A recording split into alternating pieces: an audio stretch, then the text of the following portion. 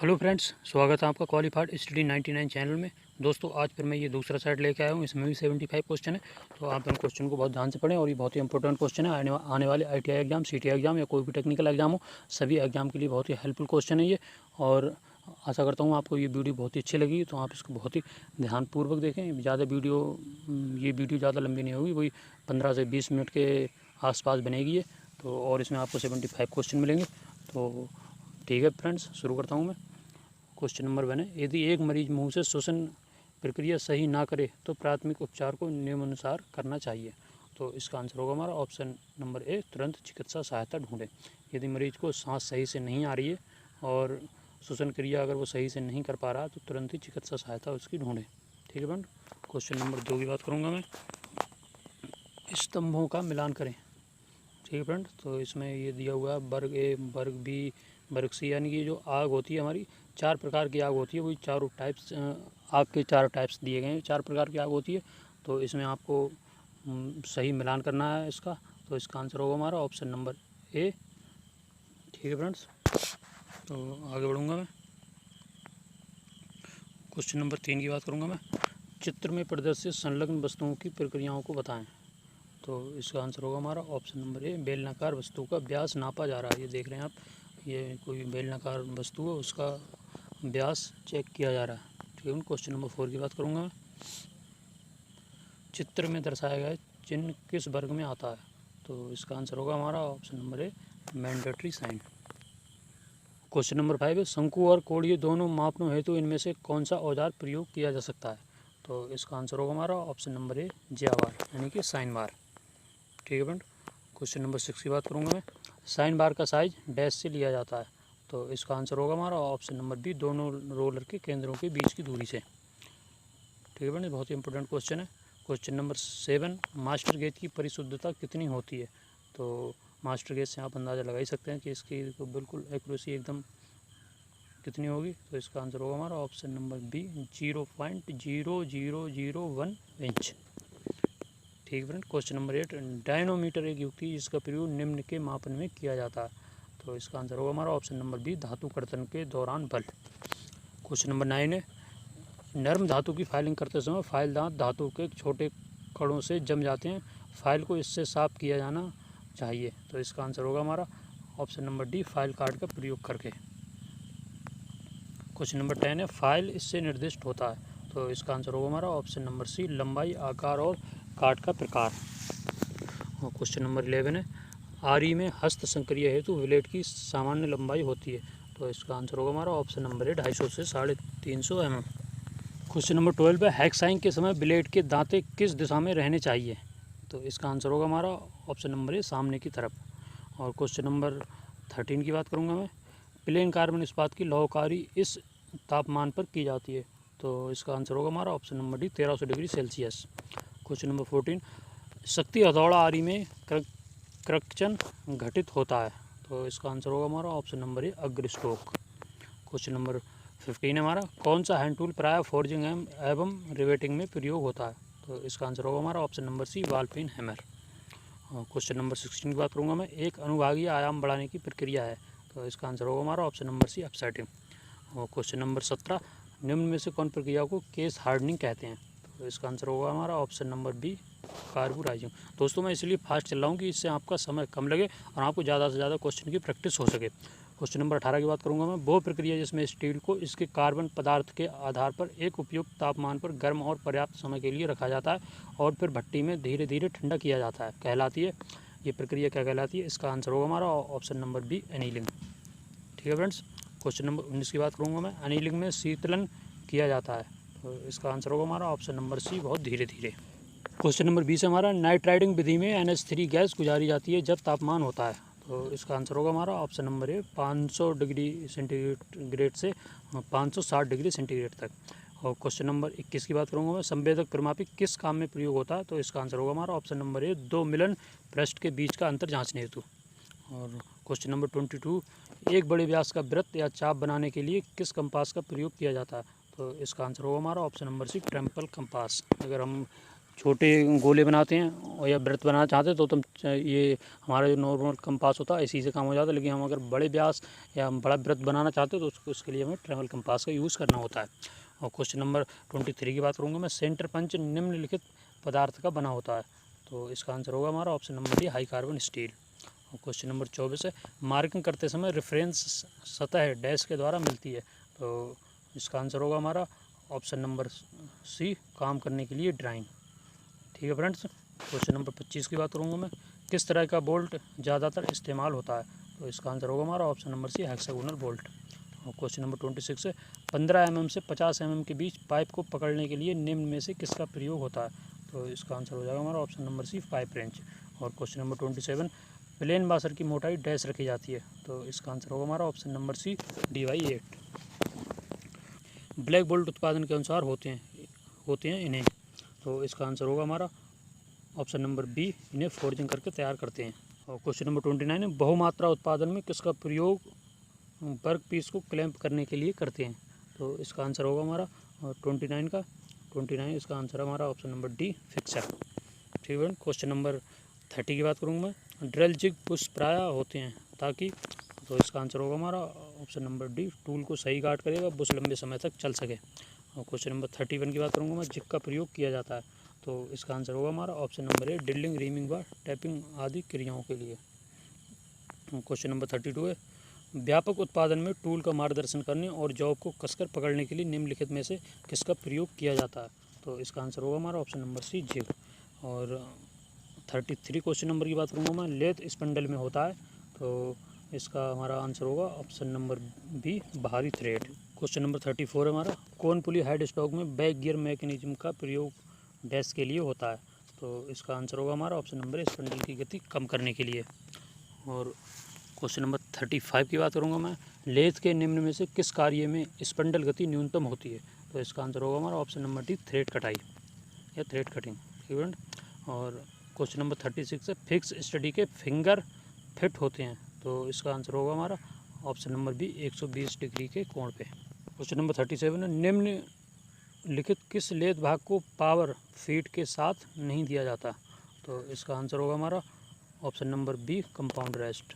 और question number 38 है, single point cutting tool के निम्नलिखित अंग में क्रेटर वियर होता है, तो इसका आंसर होगा हमारा ऑप्शन नंबर डी, टिप। और क्वेश्चन नंबर 39, लेथ पर फोर्ज या चक में जॉब बांधते समय सेंटर की जांच करने हेतु कौन सा टूल प्रयोग करते हैं, तो इसका आंसर होगा हमारा option number C, surface gauge. ठीक है फ्रेंड्स। और क्वेश्चन नंबर 40 की बात करूँगा मैं। लेथ की कटाई में ब्रोंज का टिप किस धातु का बना होता है, तो इसका आंसर होगा हमारा option number D, tungsten carbide. और क्वेश्चन नंबर 41 की बात करूँगा मैं। टेपर जॉब की निश्चित लंबाई में दोनों व्यास के अंतर को टेपर कोनिसिटी कहते हैं, यह ज्ञात की जाती है, तो इसका आंसर होगा हमारा option number C, capital D minus small d upon 12। ठीक है फ्रेंड्स। क्वेश्चन नंबर 42 की बात करूँगा मैं। हेलिकल गियर निम्न में से किस मिलिंग मशीन पर तैयार किए जाते हैं, तो इसका आंसर होगा हमारा option number C, universal milling machine. और question number 43, down milling operation सिर्फ डैश पर ही कार्यान्वित की जा सकती है, तो इसका आंसर होगा हमारा ऑप्शन नंबर सी, प्रतिक्षेप या बैकलेस एलिमिनेटर युक्त सख्त machine. Question number 44, universal milling machine में डैश होता है, तो इसका आंसर होगा हमारा ऑप्शन नंबर बी, इंडक्शन व्यवस्था। और क्वेश्चन नंबर 45 की बात करूँगा मैं। A50 M6 B18 निम्न की एक विशिष्टता है, तो इसका आंसर होगा हमारा ऑप्शन नंबर ए, घिसाई पहिया, यानी कि जो हमारा ड्रेसिंग व्हील होता है उसी को कहते हैं। ठीक है फ्रेंड्स। क्वेश्चन नंबर 46 की बात करूँगा। ग्राइंडर पर लिखी मानक शब्दावली WA46 के B517 में बी किसे प्रदर्शित करता है, तो इसका आंसर होगा हमारा ऑप्शन नंबर सी, बॉन्ड का प्रकार। क्वेश्चन नंबर 47 है, खुला ढांचा पहिया को ग्राइंड करने के लिए प्रयुक्त होता है, तो इसका आंसर होगा हमारा ऑप्शन नंबर सी, मृदु और तन्य सामग्री। ठीक है फ्रेंड्स। और क्वेश्चन नंबर 48 की बात करूँगा मैं। समांतर या टेपर बेलनाकार जॉब को किस ग्राइंडर द्वारा ग्राइंड किया जाता है, तो इसका आंसर होगा हमारा option number C, cylindrical. Question number 49 की बात करूँगा मैं। दो समांतर शाफ्ट डैश द्वारा जुड़ सकते हैं, तो इसका आंसर होगा हमारा ऑप्शन नंबर बी, सीधे स्पर गियर। और क्वेश्चन नंबर 50 की बात करूँगा। किस पावर ट्रांसमिशन में स्लिपेज डैश होते हैं, तो इसका आंसर होगा हमारा ऑप्शन नंबर डी, बेल्ट में। ठीक है फ्रेंड्स। और क्वेश्चन नंबर 51 है फ्लैंज युग्मक के बारे में इनमें से कौन सा कथन असत्य है। तो इसका आंसर होगा हमारा ऑप्शन नंबर डी, यह दो शाफ्ट के मध्य सीधा न होने की स्थिति को। क्वेश्चन नंबर 52 की बात करूँगा मैं, 90 डिग्री पर पावर प्रेषित करने हो तो कौन से गियर प्रयुक्त होते हैं। तो इसका आंसर होगा हमारा ऑप्शन नंबर ए, बेगर गियर। क्वेश्चन नंबर 53, एक त्रिभुजाकार थ्रेड में एक ओर का कोण 90 डिग्री है तथा दूसरी ओर का कोण 45 डिग्री है, थ्रेड संबंधित होगी। तो इसका आंसर होगा हमारा ऑप्शन नंबर बी, यानी कि बटरस थ्रेड। ठीक है फ्रेंड्स। और क्वेश्चन नंबर 54, नकल थ्रेड के क्रेस्ट व रूट अर्धगोलाई में होते हैं जिनका रेडियस डैश होता है। तो इसका आंसर होगा हमारा option number D, 1/4 into pitch. Question number 55 की बात करूँगा मैं, M10 इंटू 1.25 महीन थ्रेड को दर्शाता है। ए थ्रेड इस उद्देश्य से प्रयोग होते हैं। तो इसका आंसर होगा हमारा ऑप्शन नंबर बी, थ्रेड को आसानी से खुलने से बचाने हेतु। ठीक है फ्रेंड्स। क्वेश्चन नंबर 56 की बात करूँगा मैं, पेंच चूड़ी में चूड़ी का ऊपरी सतह जो दो सन्निकट पार्श्व को जोड़ता है को डैश कहते हैं। तो इसका आंसर होगा हमारा ऑप्शन नंबर सी, क्रेस्ट। ठीक है फ्रेंड्स। और क्वेश्चन नंबर 57 की बात करूँगा मैं, बहु गुण जिसके द्वारा धातु को तार के रूप में बिना असफल हुए बनाया जाता है कहलाता है। तो आप देखिए 4 ऑप्शन है, आघात वर्धनीयता, मजबूती, नमनीयता और लचीलापन। तो इनमें से आपको सही आंसर देना है। तो इसका आंसर होगा हमारा ऑप्शन नंबर सी, नमनीयता। नीचे दिए गए तत्वों में कौन बिजली या इलेक्ट्रिसिटी का अच्छा सुचालक है। तो इसका आंसर होगा हमारा ऑप्शन नंबर बी, सिल्वर। ठीक है फ्रेंड्स। और क्वेश्चन नंबर 59 की बात करूँगा मैं, 59 है हमारा, हाई स्पीड स्टील में मिश्र धातुएं इस अनुपात में होती हैं। तो इसका आंसर होगा हमारा option number B, chromium 4%, tungsten 18%, vanadium 1%। ठीक है फ्रेंड। क्वेश्चन नंबर 60 की बात करूँगा, पिग आयरन का निर्माण किस भट्टी में किया जाता है। तो इसका आंसर होगा हमारा ऑप्शन नंबर ए, ब्लास्ट फर्नेस। क्वेश्चन नंबर 61 की बात करूँगा मैं, स्लाइडिंग तथा रनिंग फिट किस प्रकार के फिट हैं। तो इसका आंसर होगा हमारा ऑप्शन नंबर ए, क्लियरेंस फिट। और क्वेश्चन नंबर 62 है, होल के सबसे बड़े माप और शाफ्ट के सबसे छोटे भाग के अंतर को क्या कहते हैं। तो इसका आंसर होगा हमारा ऑप्शन नंबर सी, अधिकतम अलाउंस। ठीक है फ्रेंड। क्वेश्चन नंबर 33 की बात करूँगा मैं, विमा की उच्च सीमा और निम्न सीमा का अंतर कहलाता है। तो इसका आंसर होगा हमारा option number D, tolerance. Question number 64 है, सब प्रोग्राम का उद्देश्य डैश है। तो इसका आंसर होगा हमारा ऑप्शन नंबर डी, विशेष संख्या में पैटर्न की मशीनिंग के समय प्रोग्राम। ये बहुत ही इंपॉर्टेंट क्वेश्चन है दोस्तों। और क्वेश्चन नंबर 65 की बात करूँगा मैं, एक्सेस के अनुसार CNC मशीन को वर्गीकृत किया जाता है। तो इसका आंसर होगा हमारा ऑप्शन नंबर डी, यानी कि 2 एक्सिस, 3 एक्सिस, 4 एक्सिस, उपरोक्त सभी। ठीक है फ्रेंड। क्वेश्चन नंबर 66 की बात करूँगा मैं, CNC मशीन पर X, Y व Z तीनों एक्सिस का माप लेने के लिए जिस बिंदु का प्रयोग किया जाता है उसे डैश कहते हैं। तो इसका आंसर होगा हमारा ऑप्शन नंबर डी, यानी कि वर्ग जीरो बिंदु, मशीन जीरो बिंदु, कॉमन जीरो बिंदु। ठीक है फ्रेंड्स, इस प्रकार हमारा ऑप्शन नंबर डी सही हो जाएगा। और क्वेश्चन नंबर 67 की बात करूँगा मैं, निम्न में से कौन CNC का लाभ नहीं है। तो इसका आंसर होगा हमारा ऑप्शन नंबर सी, माप के अंतर को सही करना कठिन होता है। क्वेश्चन नंबर 68, कंटिन्यूस पाथ के लक्षण डैश हैं। तो इसका आंसर होगा हमारा ऑप्शन नंबर डी, यानी कि इसे कंटूरिंग सिस्टम भी कहते हैं। इसमें टूल व वर्क पीस कोऑर्डिनेट एक्सिस पर इंटर रिलेटेड मोशन पर होते हैं। इसके द्वारा कटर की फीड व स्पीड सेट की जाती है। इस तरह हमारा ऑप्शन नंबर डी सही हो जाएगा। ठीक है फ्रेंड। क्वेश्चन नंबर 69 की बात करूँगा मैं, ड्राइविंग प्लेट प्रयुक्त होती है। तो इसका आंसर होगा हमारा option number B, lathe dog के साथ सेंटर के बीच ड्राइविंग में। और क्वेश्चन नंबर 70, कटिंग टूल सामग्री की सबसे महत्वपूर्ण मूल विशेषता है। तो इसका आंसर होगा हमारा ऑप्शन नंबर डी, टफनेस। ठीक है फ्रेंड। क्वेश्चन नंबर 71 है, लेथ मशीन की परिधि में वर्क सेंटर से यंत्र को फीड करने को कहा जाता है। तो इसका आंसर होगा हमारा ऑप्शन नंबर सी, फेसिंग। ठीक है फ्रेंड्स। क्वेश्चन नंबर 72, चित्र में दिखाए गए कैरियर का नाम बताइए। आपको ये डायग्राम दिया हुआ है, इसमें आपको देखना है कि ये कौन सा कैरियर है। तो इसका आंसर होगा हमारा option number C, straight tail career.